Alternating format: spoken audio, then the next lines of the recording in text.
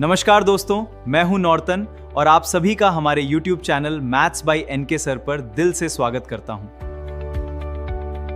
अगर आप RBSE class 10th, 11th और 12th मैथ्स की तैयारी कर रहे हैं और हर प्रश्न को आसान भाषा में स्टेप बाय स्टेप समझना चाहते हैं, तो आप बिल्कुल सही जगह पर आए हैं।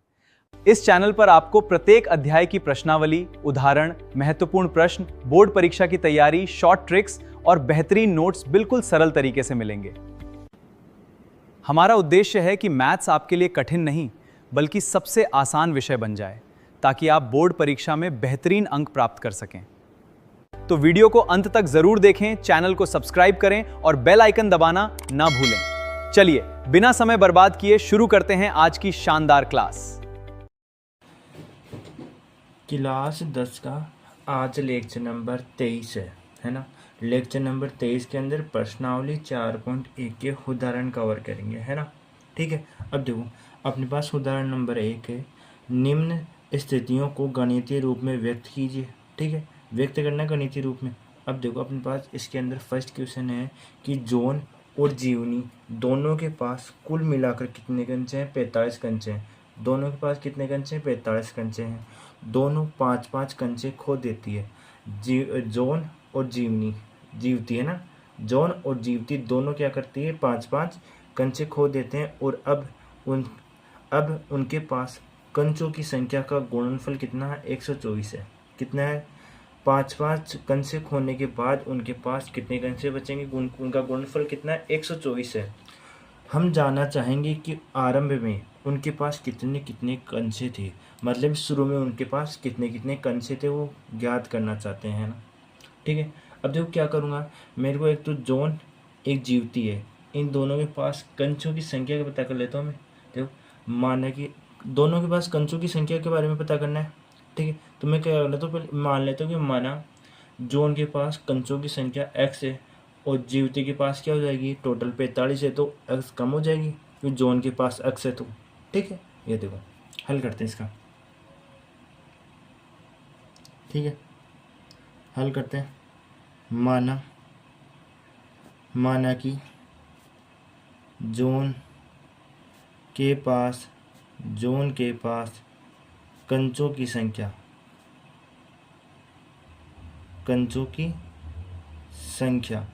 माना जॉन के पास कंचों की संख्या x है ना।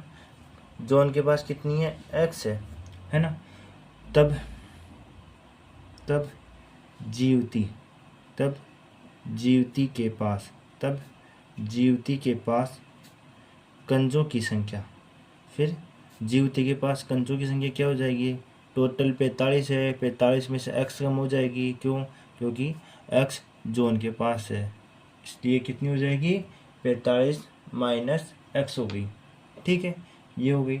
अब एक चीज़ बताओ मेरे को, जॉन भी 5 कंचे खो देता है और जीवती भी 5 कंचे खो देती है, दोनों खो दे रहे हैं, तो दोनों की खोने की भी पता कर लेते हैं कितनी होती है। देखो जॉन के पास 5 कंचे खो देने के बाद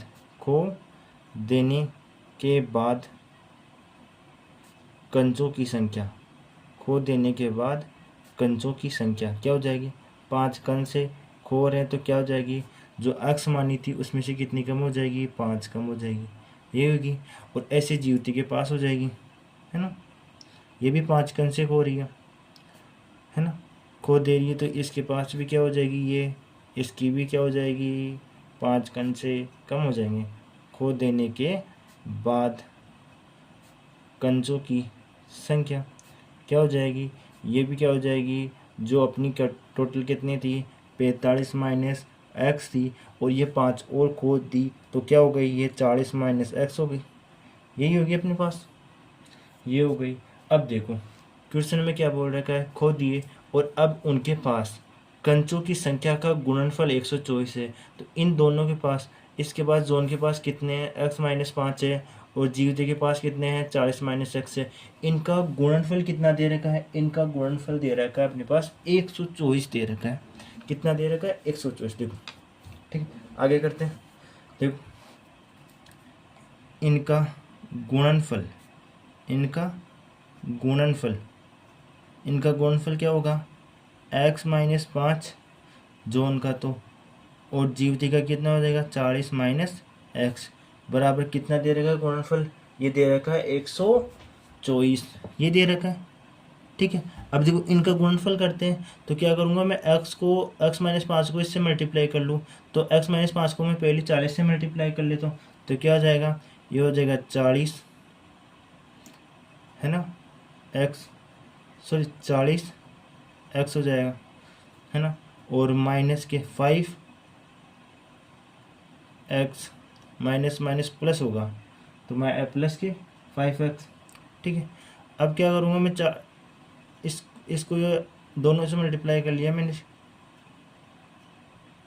सॉरी गलत कर दिया, गलत हो गया। मैं क्या करता हूँ, इस x को करता हूँ इससे मल्टीप्लाई, x को कर रहा हूँ 40 से 40x, है ना, फिर इस x को मैं x से कर लेता हूँ, तो माइनस के एक्स स्क्वायर, फिर मैं क्या करता हूँ x से हो गया गुना, अब -5 से गुना कर दो, तो -5 से 40 को गुना करूँगा तो कितना आ गया, माइनस के 200, है ना, ये आ गया। अब क्या करूँगा, इस -5 को मैं माइनस एक्स से गुना करूँगा तो प्लस के 5x, और बराबर कितना है 124।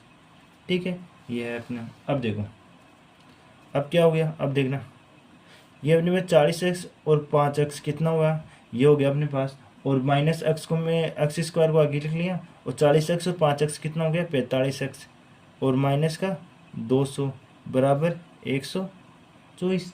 ठीक है, अब देखो अब क्या करता हूँ मैं, अब देखो मैं ये करता हूँ कि अब कि इस 124 को इस तरफ लेके आ जाऊँ मैं,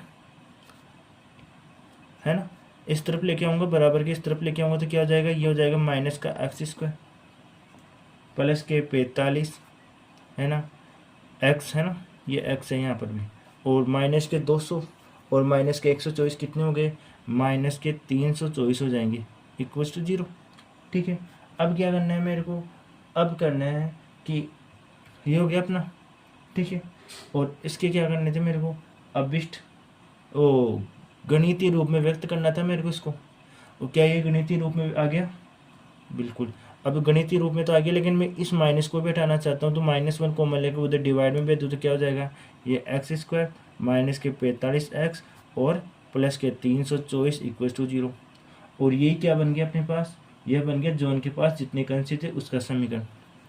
क्या बन गया ये जोन के पास कितने कंसे थे, ये क्या है, ये है अपने पास जोन के पास कंसों की संख्या, जोन के पास जितने कंचे थे, जो समीकरण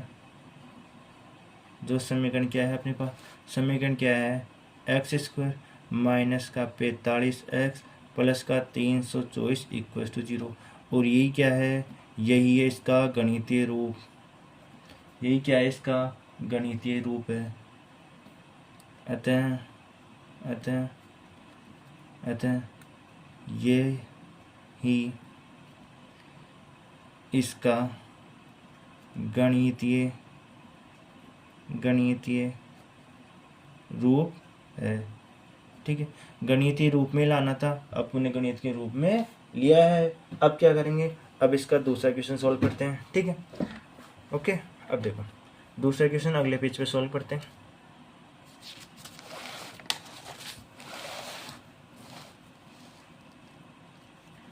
दूसरा क्वेश्चन क्या है अपने पास, दूसरा क्वेश्चन है अपने पास कि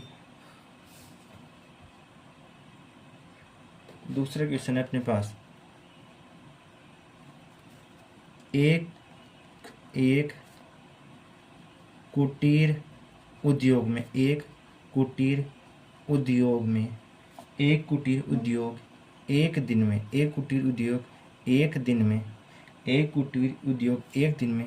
कुछ खिलौने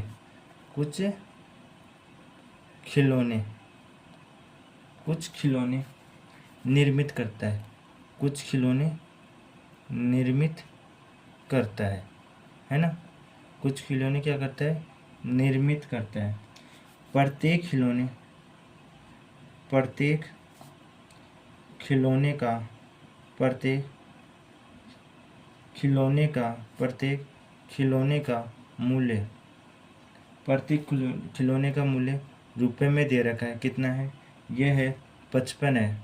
कितना है, 55 में से 55 में से रुपए में 55 में से एक दिन में एक दिन में निर्माण किए गए एक दिन में निर्माण किए गए क्या निर्माण किए गए खिलौनों की निर्माण किए गए खिलौनों की संख्या संख्या को घटाने पर संख्या को घटाने से प्राप्त संख्या के बराबर है। किसके बराबर है, संख्या के बराबर है। निर्माण किए गए खिलौनों की संख्या को घटाने पर संख्या के बराबर है। किसी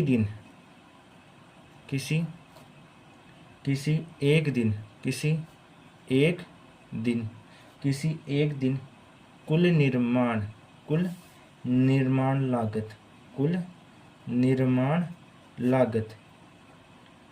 कुल निर्माण लागत कितनी है, 750 रुपये थी। उस दिन कितने रुपए लगी थी, कुल 750 रुपये थी। हम उस दिन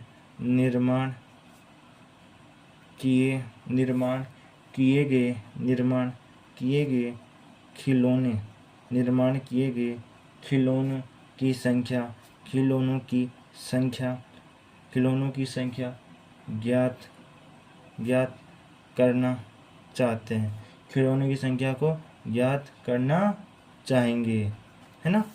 मैं क्या करना चाहूँगा, उस दिन जो भी खिलौने बने थे उसकी संख्या को ज्ञात करना चाहूँगा। ठीक है, अब देखो एक कुटीर उद्योग में एक दिन में कुल खिलौने निर्मित करता है। एक दिन में कुल खिलौने निर्मित करता है। प्रत्येक खिलौने का मूल्य 55 रुपये में से 55 रुपये में से एक दिन में निर्माण किए गए खिलौनों की संख्या को घटाने पर मैं मान लेता हूँ कि उसने निर्माण किए, कितने निर्माण कर लिए, मैंने माना कि उस दिन निर्मित किए गए खिलौनों की संख्या कितनी मानी, मैंने x मान ली। ठीक है। उस दिन प्रत्येक खिलौने की निर्माण लागत क्या हो जाएगी, 55 में से एक दिन में किए गए निर्माण खिलौनों की संख्या को घटाने पर प्राप्त होती है। तो मैंने कितने माने थे, x, तो 55 में से मैं क्या कर दूंगा, x कम कर दूंगा, तो वो क्या हो जाएगी, खिलौने का मूल्य आ जाएगा। यही आएगा लागत। ठीक है, अब देखो हल करते हैं। ठीक है, अब देखो माना उस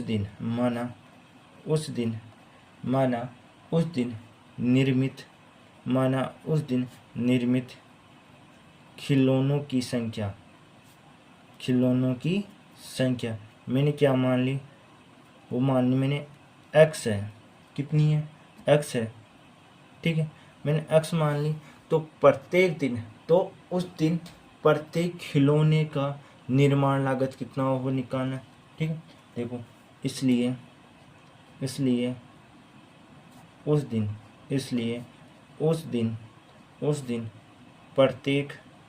प्रत्येक खिलौने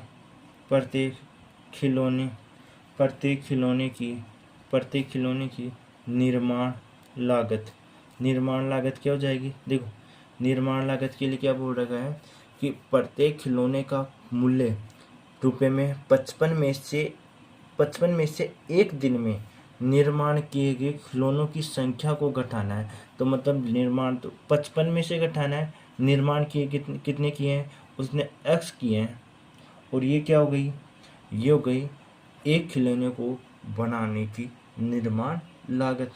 ठीक है। अब देखो एक, अब फिर आगे क्या बोल रहे हैं, घटाने की संख्या के बराबर है, ठीक है। अब देखो किसी एक दिन कुल निर्माण लागत कितनी है, 750, मतलब x खिलौने हैं, ये x खिलौने हैं और इतने रुपए लागत, तो इन दोनों का मल्टीप्लाई कितना आना चाहिए, 750 आना चाहिए एक दिन में। ये तो एक खिलौने की लागत है और इतने खिलौने हैं, तो इन खिलौनों को मैं मल्टीप्लाई करूँगा लागत से, तो क्या आ जाएगी, कुल लागत आ जाएगी, वो कितनी आएगी, 750, ठीक है। तो अतः अतः उस दिन अतः उस दिन उस दिन कुल निर्माण उस दिन कुल निर्माण लागत वो क्या आ जाएगी, क्या है, खिलौने की संख्या x है, लागत कितनी है, 55 माइनस x है, यही आएगी, ठीक है।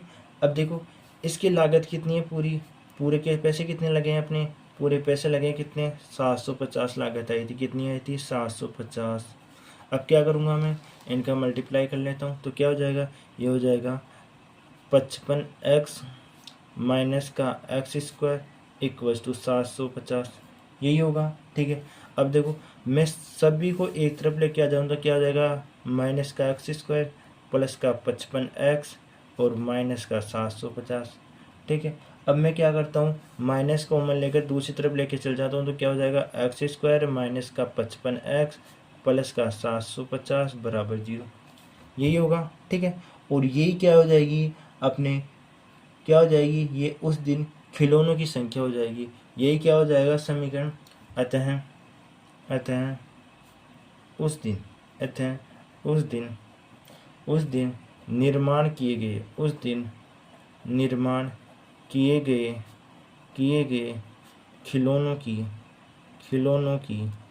खिलौनों की संख्या का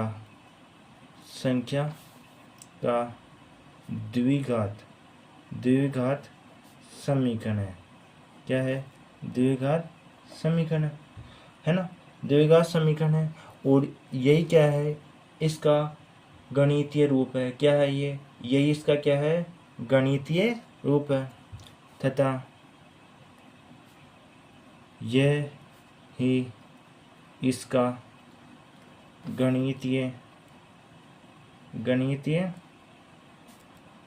रूप है, क्या है, इसका गणितीय रूप है। और यहाँ पर क्या होता है, इसका एन से समाप्त होता है, ठीक है। ये हो गया अपना क्वेश्चन। अब देखो अगला, पहला क्वेश्चन के दोनों क्वेश्चन हो गए, पहले का फर्स्ट भी हो गया, पहले का सेकंड भी हो गया। अब देखो दूसरे क्वेश्चन करते हैं, ठीक है। देखो दूसरा क्वेश्चन है अपने पास कि जांच कीजिए, क्या करना है, जांच कीजिए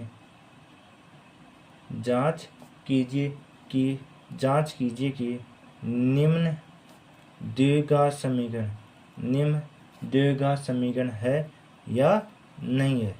जो भी नीचे समीकरण दे रखे हैं वो क्या द्विघात है या नहीं है, वो चेक करना है। देखो अपने पास फर्स्ट क्वेश्चन है x माइनस 2 का होल स्क्वायर प्लस 1 बराबर 2x माइनस 3, एक तो ये है।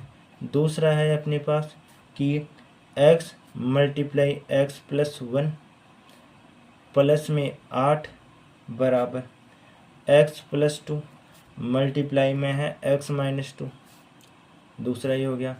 तीसरा क्वेश्चन दे रखा है अपने पास कि x मल्टीप्लाई में 2x प्लस 3 बराबर है x² प्लस 1। चौथा क्वेश्चन है अपने पास कि x प्लस 2 की पावर 3 बराबर x³ माइनस 4। ये अपने पास 4 क्वेश्चन है, ठीक है। इन 4 क्वेश्चन से बताना है कि ये द्विघात समीकरण है या नहीं है, वो पता करना है। देखो अपन एक एक को सॉल्व करते हैं। अपने पास फर्स्ट क्वेश्चन है ये वाला, इसको सॉल्व करते हैं, ठीक है, हल करते हैं।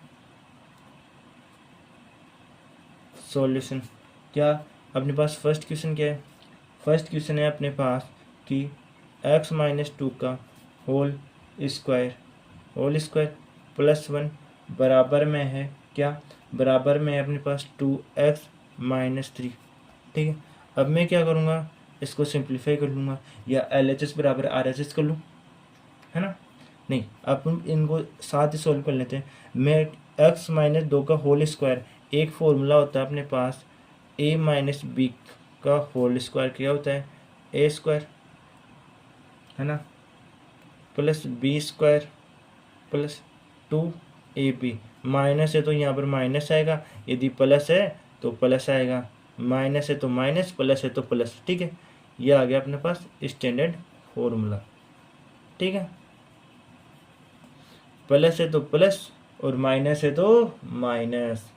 ठीक है, अब देख इसके अकॉर्डिंग करूँगा तो क्या हो गया, ये हो गया x माइनस 2 का होल स्क्वायर मतलब a माइनस बी का होल स्क्वायर मतलब a का स्क्वायर, तो a का स्क्वायर कितना हुआ x स्क्वायर प्लस b का स्क्वायर माइनस 2 का स्क्वायर कितना हुआ 4 और माइनस 2ab, 2 कितना है 2 मल्टीप्लाई a कितना है x है और b कितना है अपने पास माइनस 2 है प्लस में 1 इक्वल टू कितना है 2x माइनस 3।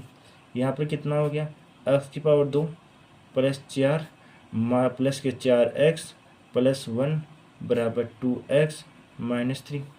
अब क्या करूँगा, इन सबको मैं एक तरफ लेके आ जाता हूँ तो क्या हो गया, ये हो गया x स्क्वायर।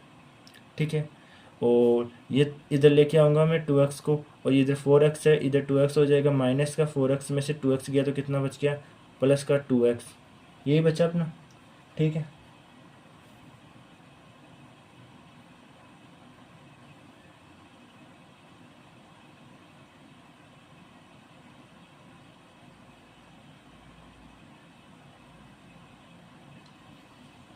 ठीक है, सॉरी ये अपना पास माइनस का आएगा आंसर, तो माइनस का और माइनस का 4 और माइनस का 2 कितना हो गया माइनस का 6 हो जाएगा x स्क्वायर माइनस का 6x, और यहाँ पर 4 प्लस 1 5 और इधर लाऊंगा 3 और ले आऊँगा तो कितना हो गया ये प्लस 8 हो जाएगा बराबर 0।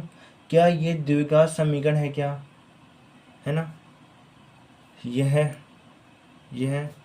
a x square plus b x plus c बराबर 0 जीरो के प्रकार का है, 0 के प्रकार का है। अब ये 0 के प्रकार का है तो मतलब ये क्या है द्विघात समीकरण है। अतः दिया गया समीकरण द्विघात समीकरण है। क्या है द्विघात समीकरण है। ठीक है, आ गया समझ में। ओके, ये लो। अब देखो, अब सेकंड क्वेश्चन करते हैं इसका। सेकंड क्वेश्चन क्या है अपने पास, सेकंड क्वेश्चन है अपने पास कि सेकंड क्वेश्चन है x multiply x plus 1, x multiply x1 plus 8 बराबर एक्स स्क्वायर है, सॉरी यहाँ पर है x प्लस 2 और x माइनस 2, यही है। ठीक है, अब देखो, ठीक है, अब देखो मैं क्या करता हूँ, इसको सॉल्व करते हैं।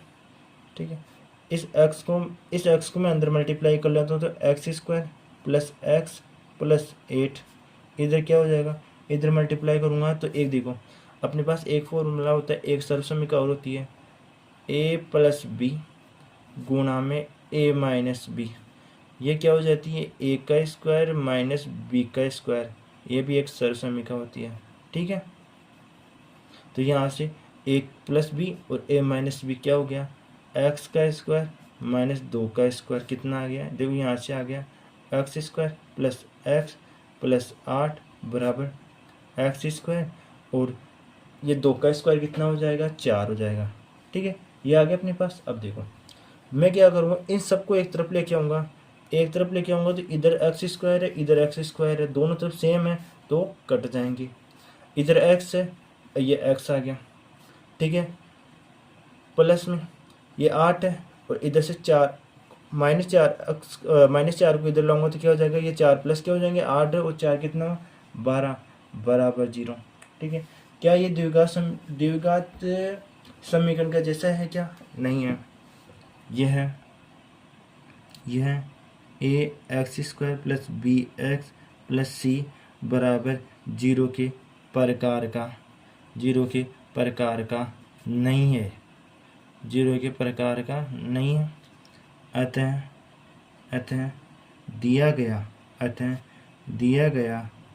समीकरण द्विघात समीकरण नहीं है। क्या ये द्विघात समीकरण है? बिल्कुल भी नहीं है। ठीक है, ये हो गया अपना। अब देखो अगला करते हैं। अगला क्या है अपने पास? अब थर्ड होगा, थर्ड को सॉल्व करते हैं। थर्ड क्वेश्चन क्या है अपने पास? थर्ड क्वेश्चन है x मल्टीप्लाई 2x प्लस 3 बराबर एक्स स्क्वायर प्लस 1। इसको सॉल्व करता हूँ तो इस x को अंदर मल्टीप्लाई करूँगा तो क्या हो जाएगा? 2x स्क्वायर प्लस 3x बराबर एक्स स्क्वायर प्लस 1, है ना। तो यहाँ से क्या आ जाएगा? देखो यहाँ से 2x स्क्वायर और इस x को इधर को लाऊंगा, मैं सबको इधर लाऊंगा तो माइनस का एक्स स्क्वायर माइनस का 1 बराबर 0। तो यहाँ से क्या हो गया? ये 2x स्क्वायर है माइनस का एक्स स्क्वायर, तो कितना बच गया? यहाँ से एक्स स्क्वायर और प्लस का 3x माइनस 1 इक्वल टू 0। क्या ये a square plus b x plus c बराबर 0 के प्रकार का है? बिल्कुल है। यह a x square plus b x plus c बराबर 0 के प्रकार का है।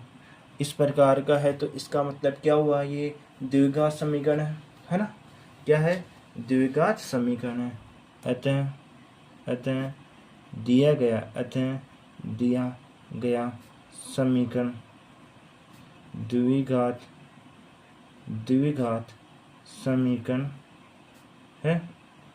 यही है। क्या है? द्विघात समीकरण है। ठीक है, अब देखो फोर्थ क्वेश्चन और करते हैं इसका। फोर्थ क्वेश्चन क्या है अपने पास? फोर्थ क्वेश्चन है अपने पास कि x प्लस 2 की पावर 3 बराबर x की पावर 3 माइनस 4। ठीक है, इसको सॉल्व करने से पहले अपन को एक सरल समीकरण याद होनी चाहिए। कौन सी? देखो अपने पास सरल समीकरण होती है a प्लस बी की होल पावर 3। तो क्या होती है? a का क्यूब प्लस b का क्यूब प्लस क्या होता है? 3a square b plus 3ab square. ये होती है एक सरल समीकरण, है ना। a प्लस बी का क्यूब की सरल समीकरण होती है a का क्यूब प्लस b का क्यूब प्लस 3a का स्क्वायर b प्लस 3ab का स्क्वायर। क्या करेंगे? a बार तो a का स्क्वायर करेंगे, a बार b का स्क्वायर करेंगे। ये एक सरल समीकरण होती है। ठीक है, ओके। ये लो, अब इसके अकॉर्डिंग मैं इसको अरेंज करना चाहूँ तो क्या हो जाएगा? x की पावर 3 प्लस 2 की पावर 3 का मतलब क्या हुआ? 8 हुआ।